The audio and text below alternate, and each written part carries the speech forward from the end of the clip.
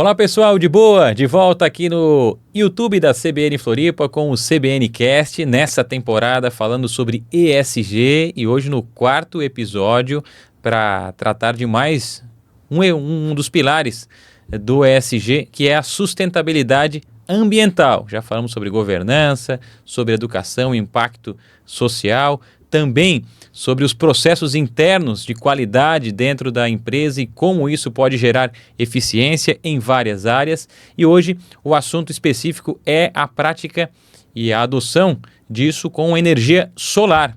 Para falar sobre o assunto, de volta conosco o Thiago Miller Martins, que é gerente de parcerias e energia da Quantum Engenharia. Thiago, seja bem-vindo novamente ao CBNcast, tudo bem? Muito obrigado, meu querido. Um prazer estar aqui de novo.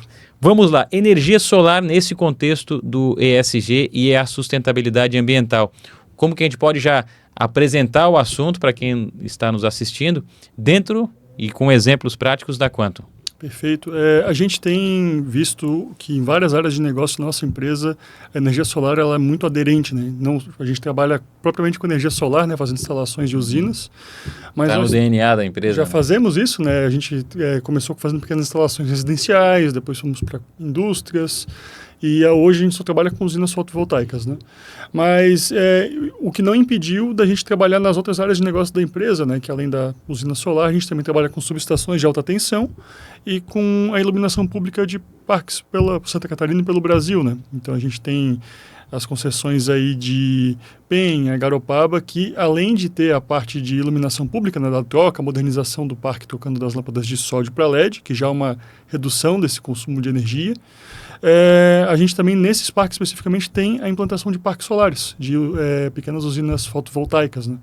Então, nós fazemos já essa parte da nossa expertise de solar que a gente tem nas usinas, a gente trouxe, os contratos exigiam isso, obviamente, mas a gente conseguiu aproveitar essa expertise para fazer essas implantações para a cidade, ou seja, a gente reduz o consumo de energia do LED e os órgãos públicos da cidade ainda têm uma redução do gasto de energia usando energia verde, vamos dizer assim.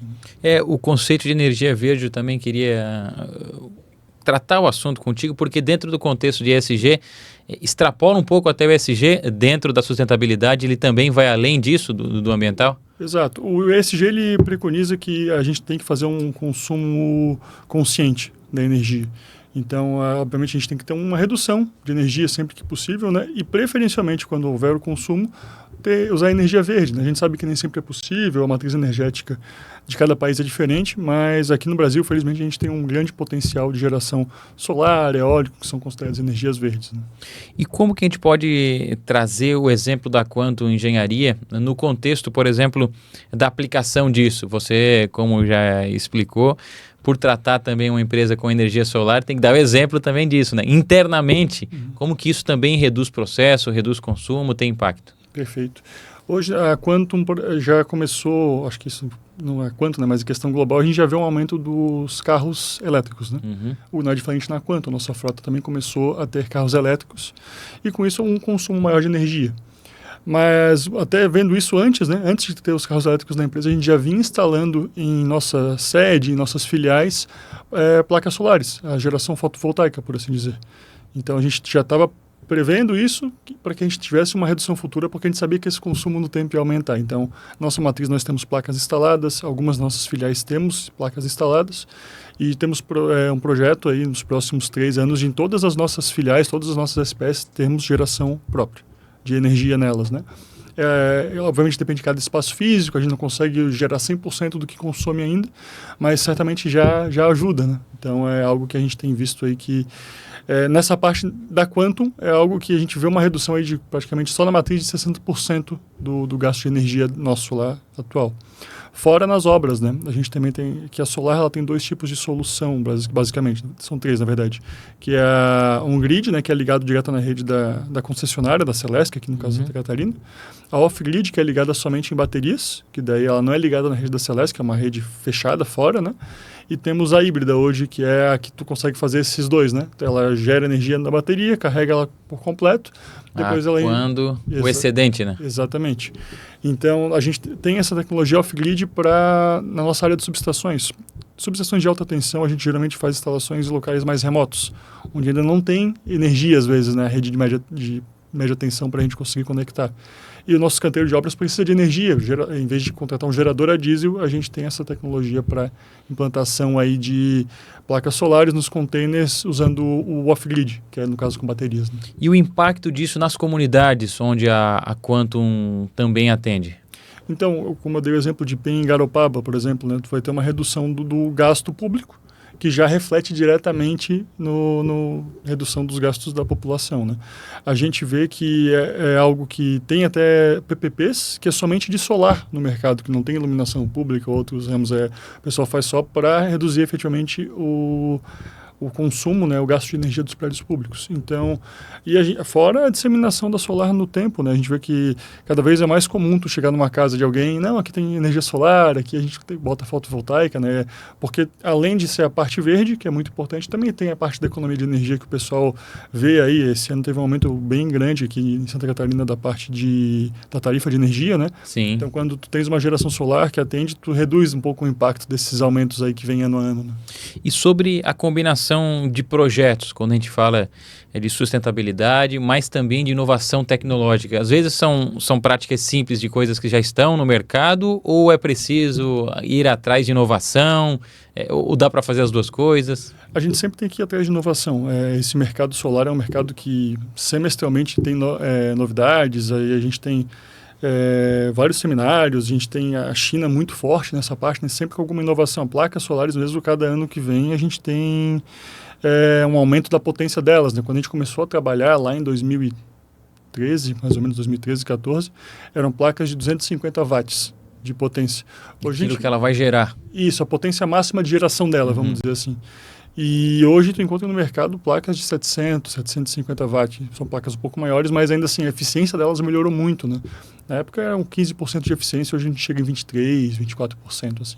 E dentro do ESG, todos esses materiais são comprados, adquiridos, e já tem um planejamento depois da destinação, não é só a montagem e acabou o trabalho, tem que ser pensado à frente. Exato. E bem à frente, no caso das placas principalmente, né? Porque elas têm uma duração aí de 20, 25 anos, as placas, tu não precisa, tu tem uma usina lá que vai durar, tens um contrato de 25 anos, tu vai fazer a troca das placas somente lá no 25º ano.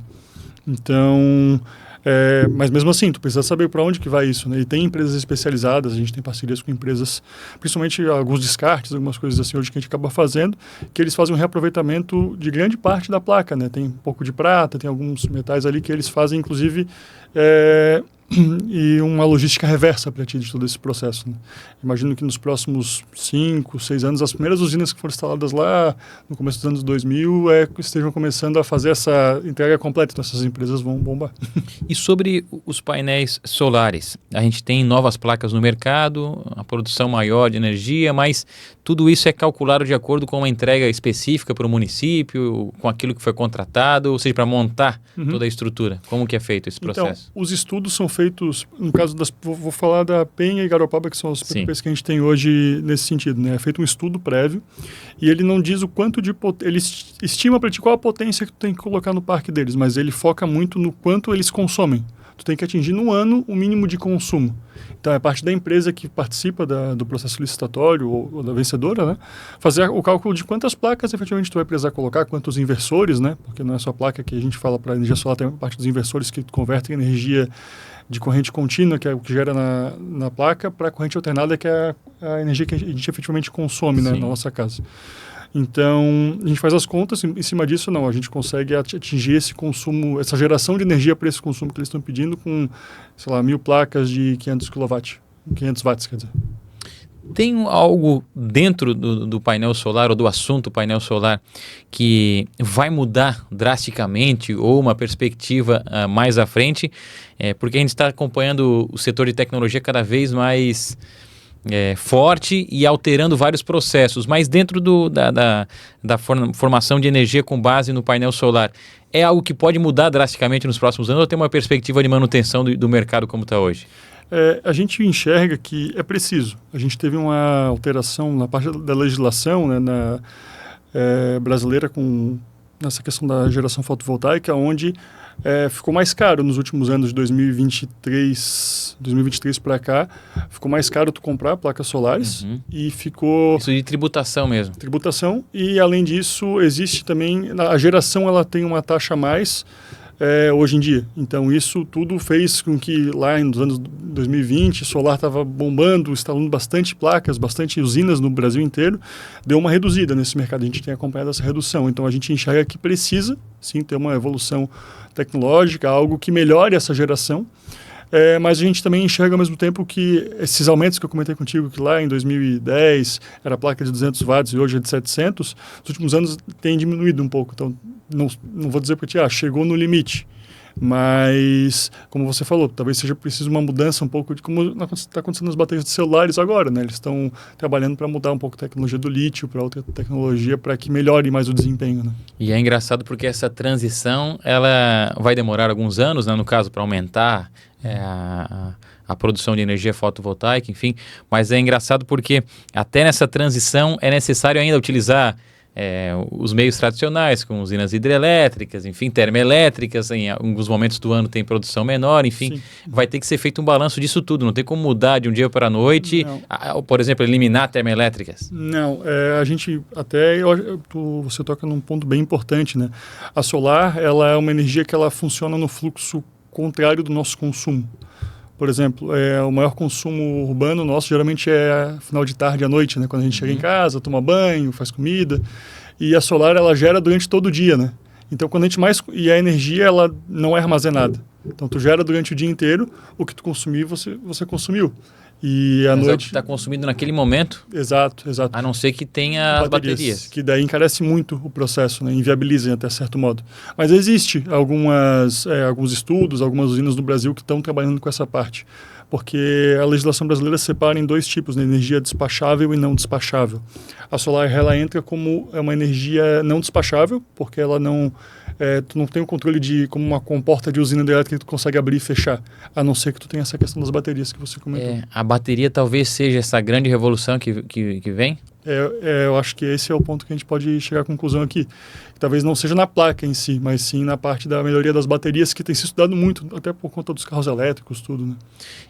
Esse ponto dos carros elétricos e dentro da função como um todo da energia hoje, a gente está trabalhando ainda com energia elétrica tradicional, né? Tem os carregadores, enfim. Mas é possível fazer usinas específicas, no caso, com painéis solares para os carros elétricos? Por exemplo, tem situações residenciais que a gente vê até no mercado, eu não vou lembrar agora qual marca, mas que o próprio carro ele serve como o banco de baterias da tua casa. Então, tu tem a tua geração solar, ela pode ser uma híbrida, onde tu vai gerar energia e carregar teu carro. Daí faltou energia, tu usa teu carro como um backup da tua casa. Então, nesse sentido, assim, a gente já consegue enxergar que existe essa solução. Já tem, então, uma perspectiva caseira, assim, né? Exatamente. Em vez de tu ter porque tu pode fazer o off-grid ou o híbrido com baterias, né? Só que você só consegue... acaba aumentando o teu custo. Se tu tens um carro que já faz isso para você... Exatamente. Eu não vou recordar agora qual. Essa situação eu vi até no vídeo que era internacional. Assim, não sei se já tem isso no Brasil. Mas já é uma coisa que está vindo, que é possível de fazer. Né? A gente tem uma perspectiva de mudança grande, né? Exato.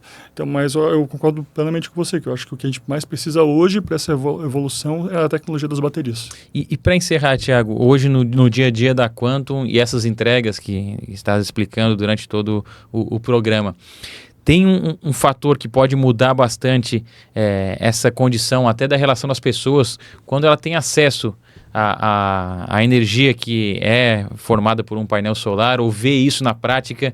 Achas que isso pode gerar um impacto grande, ou seja, das pessoas cada vez mais procurarem isso? Falta as pessoas conhecerem mais sobre o mercado? Eu acho que aconteceu um grande boom ali em 2015, 2016, que começou a aumentar bastante a procura. Assim, a gente estava nessa época trabalhando até com mais residencial. E a gente viu uma explosão de empresas desse nicho. Em Florianópolis tinha várias empresas ali dentro, até 2020 começou a abrir, o pessoal se formava em engenharia elétrica e abria sua empresinha de solar, porque era um mercado que estava precisando muito, né? Por conta do que eu falei ali da parte de taxação e parte de alguns problemas, algumas mudanças na legislação para deixar o mercado mais equilibrado, e isso acabou reduzindo um pouco. Então, o que a gente percebeu que as pessoas sempre que iam atrás do solar eram os dois pontos, né? Principalmente a parte econômica, mas também a parte ambiental. Eu acredito que sim, eu acredito que a gente, tendo uma disseminação maior, falando mais sobre isso, isso vai continuar aquecendo, assim, sabe? Eu acho que ainda tem mercado para isso, acho que precisa de uma evolução tecnológica, com certeza, mas ainda tem bastante mercado para solar no Brasil.